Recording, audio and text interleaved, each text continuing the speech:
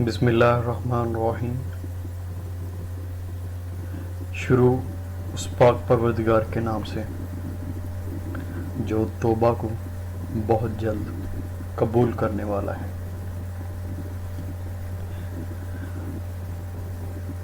हम last lecture में हम पढ़ रहे थे सिग्निफिकेंस ऑफ एरर टर्म कि एरर टर्म को हम अपने मॉडल में क्यों इंक्लूड करते हैं। इसके कुछ पॉइंट्स पढ़े थे। इसमें फर्स्ट पॉइंट था इनकम्प्लीटनेस ऑफ थ्योरी, कि जब थ्योरी हमारी इनकम्प्लीट हो तब भी हम अपने मॉडल में एरर टर्म को इंक्लूड करते हैं। सेकंड पॉइंट था अनअवेलेबिलिटी ऑफ रेलिवेंट डाटा, जब हमारे पास मुकम्मल रेलिवेंट डाटा भी मौजूद ना हो, उसकी मुकम्मल एक्सेस भी मौजूद ना हो, ये भी एक वजह थी कि हम एरर को मॉडल में इंक्लूड करते थे। Third one, omitted variables are not core variables।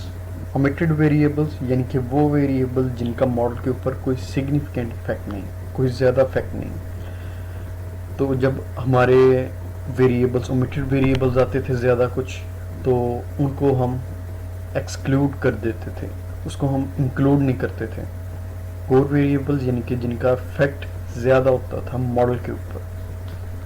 Fourth one, poor proxy variables. हमने कुछ वेरिएबल्स को कैलकुलेट करने के लिए जो प्रॉक्सी लगाई थी वो पुअर है, वो ज़्यादा वैलिड रिजल्ट्स नहीं दे रही, तो इस वजह से भी मॉडल में एरर के चांसेस हैं और हमने एरर टर्म को या डिस्टर्बेंस टर्म को मॉडल में इंक्लूड किया था। Fifth one, measurement error. अगर बाकी सारी प्रॉब्लम्स भी हैंडल हो जाएं तब भी मेजरमेंट एरर आने के बहुत ज़्यादा चांसेस हैं मॉडल में। मेजरमेंट एरर इनकम की भी हो सकती है, वेट की भी हो सकती है, हाइट की भी हो सकती है, किसी वीट प्रोडक्शन या कोई और किसी चीज़ की प्रोडक्शन की भी हो सकती है। 6 नंबर पे extreme randomness of the real world.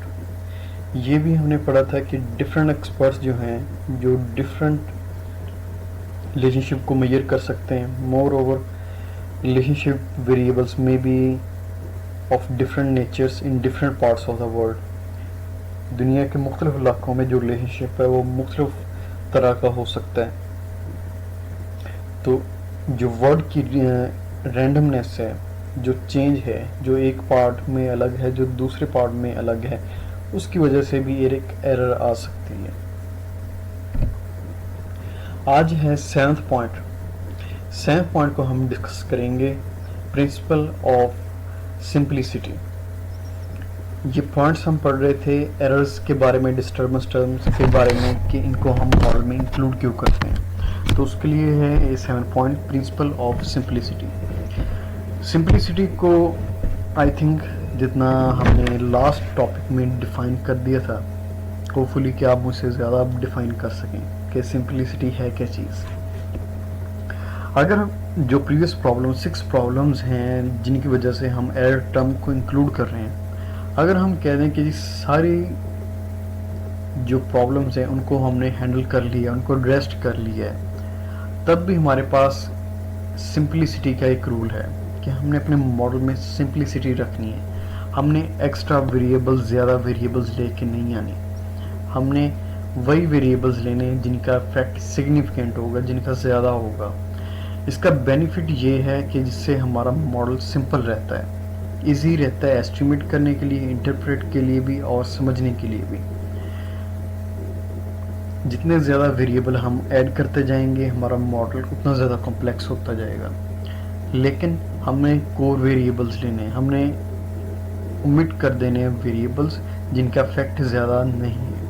Ideally, we want to develop a model as simple as possible with comprising on an explanatory power of the model or objectives of the study। हम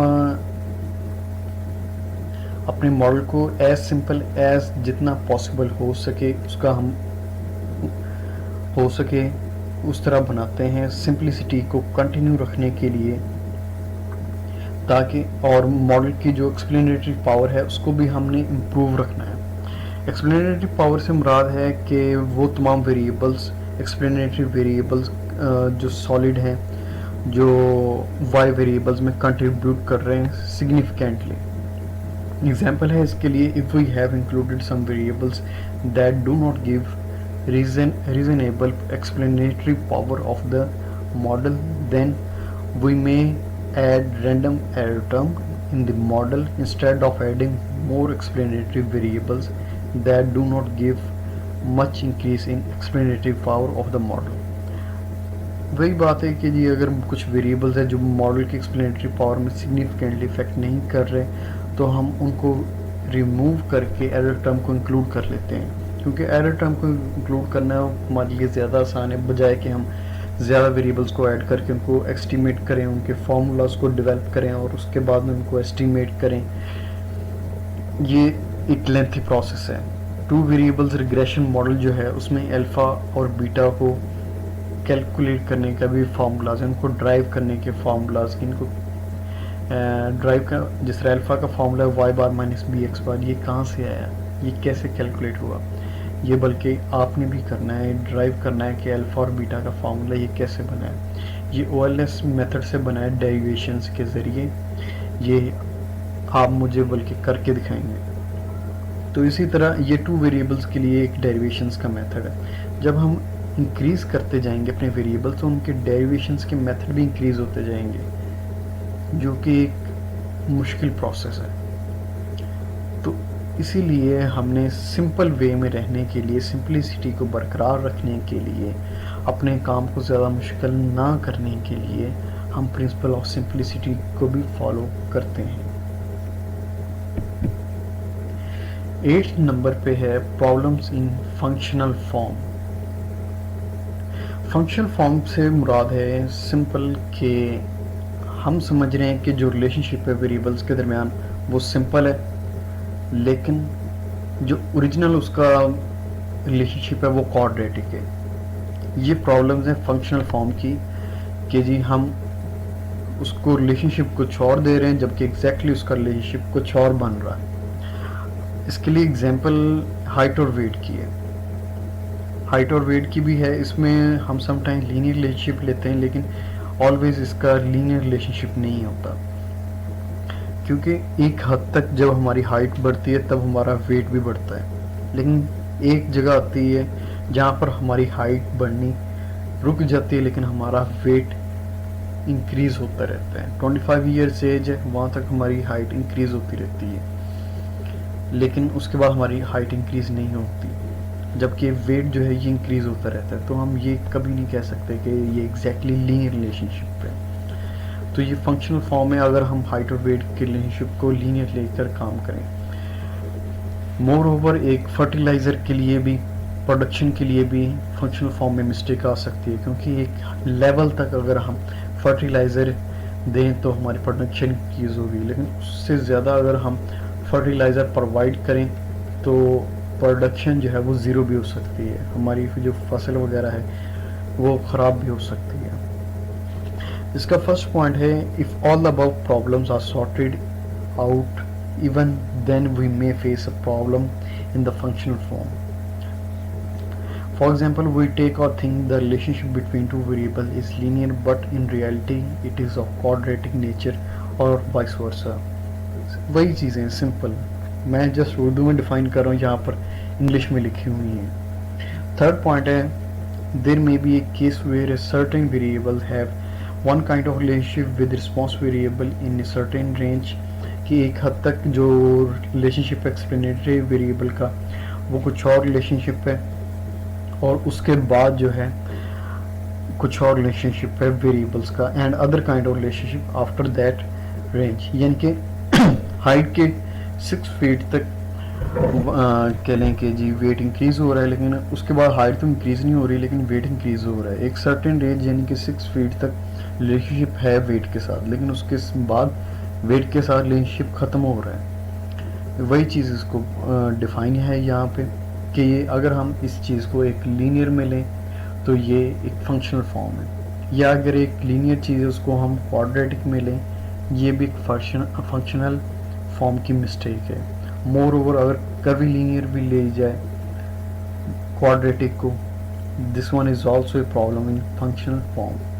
So in order to accept these potential deficiencies we have to include random error term in the model. इसलिए इन तमाम problems को handle करने के लिए हम अपने model में रैंडम एरर टर्म या डिस्टर्बेंस टर्म इसको हम ऐड करते हैं। लास्ट पे है ये जो 8 पॉइंट्स हैं, इनके बारे में एक नोट लिखा गया है कि जी तमाम सबूतों और गवाहों को मद्देनज़र रखते हुए हम ये बात कहने पर मजबूर हैं कि इंसान गलती का पुतला है और गलती आनी ही आनी, जो मर्ज़ी कर लें हम मॉडल में अपनी एरर टर्म को इंक्लूड करेंगे, क्योंकि ये एक वर्ड की डिमांड है, ह्यूमन नेचर की डिमांड है, हमारी फिजिकली डिमांड है। After having the above issues, it seems that practically it is impossible to study the relationship with deterministic model.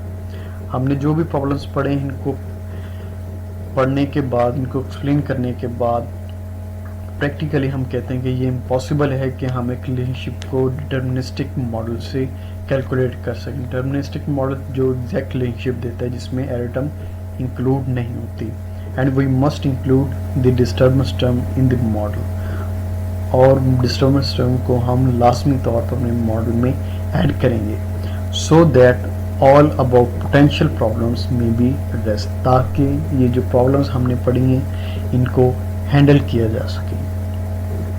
ये कुछ रीजंस हैं कि एरर टर्म्स को हम क्यों इंक्लूड करते हैं अपने मॉडल में।